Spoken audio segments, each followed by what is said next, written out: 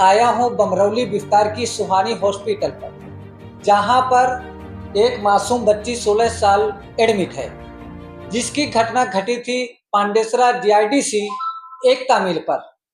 आज मैं देखता हूं वो बच्ची के दवा के लिए कल डिस्चार्ज कर दिया गया था, डॉक्टर था नहीं। डॉक्टर को जब हम लोगों ने कल पूछा कि आप किस तरह से ट्रीटमेंट कर रहे हैं, लेकिन उसने कोई जानकारी नहीं दी, जो कि 20 तारीख की घटना थी। 20 तारीख की घटना के बाद 4 दिन बाद हमको जानकारी मिलती है, लेकिन वो डॉक्टर पांडेसरा पुलिस स्टेशन यानी प्रशासन को जानकारी देना उचित नहीं समझा। कल जब उनका माहौल मालूम गिर गया कि मीडिया वाले सब एकत्रित हो रहे हैं, तब उन्होंने शाम को 8-9 बजे बच्ची को डिस्चार्ज कर दिया। डिस्चार्ज करने के बाद फिर क्या होता है आगे की कहानी मैं आपको बताऊं। फिर ये बच्ची को ब्लड की ओमिट होने लगती है। ब्लड की ओमिट होने लगती है। जब ये जानकारी डॉक्टर को पता चलता है तो डॉक्टर 3 दिन की छुट्टी पे चला जाता है। और मैं आगे चल करके आपको रूबरू करवाता हूं। हॉस्पिटल में एक बोर्ड लगा है जहां पे लिखा है, मुश्किलों के बाद हासिल की हुई सफलता ही असली आनंद देती है। क्या मुश्किलें हमेशा बेहतरीन लोगों के हिस्से में आती हैं, क्योंकि वो लोग ही उसे बेहतरीन तरीके से अंजाम देने की ताकत रखते हैं। अब बताइए, इतनी सारी बातें क्या ये हॉस्पिटल की हर हकीकत है? आज मैं यहाँ रूबरू करवा रहा हूँ। यहाँ पे ना कोई डॉक्टर है, खाली एक नर्स है।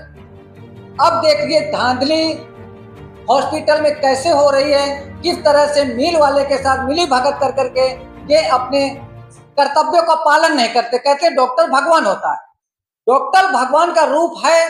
ये आज आपको साबित यही दिखाई दिया जाता है कि जब उसको पता चलता है कि उस बच्ची का जिसका हाथ कटा है ब्लड की ओमिट होने लगती है, तो 3 दिन छुट्टी में चला जाता है। ये है भगवान।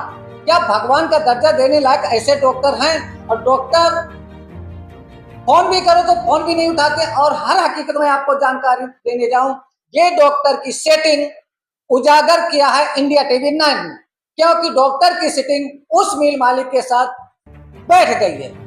नहीं तो उचित जगह दवा खाने में किरण हॉस्पिटल थी, सूरत में सिविल हॉस्पिटल थी, वहां पर क्यों नहीं लेके गए? क्यों? क्योंकि उस बच्ची का सही ढंग से इलाज उचित नहीं समझे, ना पुलिस को जानकारी देने के लिए उचित समझे। अब बात आ रही है यहाँ पे कि समाधान की। समाधान के विषय में मैं यहाँ पे आपको बताता हूँ। कुछ वडील है यहाँ पे और बात चल रही है उनकी कि चलो समाधान हो जाए, बच्ची को हक मिल जाए। क्या आपको लगता है हक मिल जाएगा? हक नहीं मिलेगा। हक किस तरह से मिलेगा, मैं आपको पूरी जानकारी देना चाहता हूँ। बच्ची क्या उम्र 16 साल है, लेबर कोर्ट में मैटर जाएगा नहीं। उसके PF की बात करते हैं तो PF किस तरह से बनाएंगे, क्योंकि उस बच्ची की उम्र 16 साल है। एक नाबालिग बच्ची को काम पर रखने का हक क्या लेबर कोर्ट, क्या फैक्ट्री इंस्पेक्टर परवानगी देती है? नहीं। तो फिर उन लोगों को बहला फुसला करके नोटरी करा करके उनको जो थोड़ा बहुत मदद देना होगा दे देंगे। उसके बाद आप कौन और हम कौन, बस यही साठगांठ चलती रहेगी। इस तरह से मानवता के साथ एक खिलवाड़ किया जा रहा है। मैं प्रशासन से अनुरोध करूंगा कि इस बच्ची के प्रति, क्योंकि उस बच्ची के आगे पीछे कोई नहीं है, बाप है वो भी विकलांग है, माँ है वो भी विकलांग है, बाद में उनके साथ 4 बहनें हैं, ना कोई भाई है। अब बताइए कि इस गरीब मजदूर की देख रेख कौन करेगा? या तो ऊपर वाला, या तो ये बच्ची और माँ मिलकर के काम करके करती थी। आज तक मिल मालिक ये देखने नहीं आया कि इस बच्ची का किस तरह से हाथ काटा।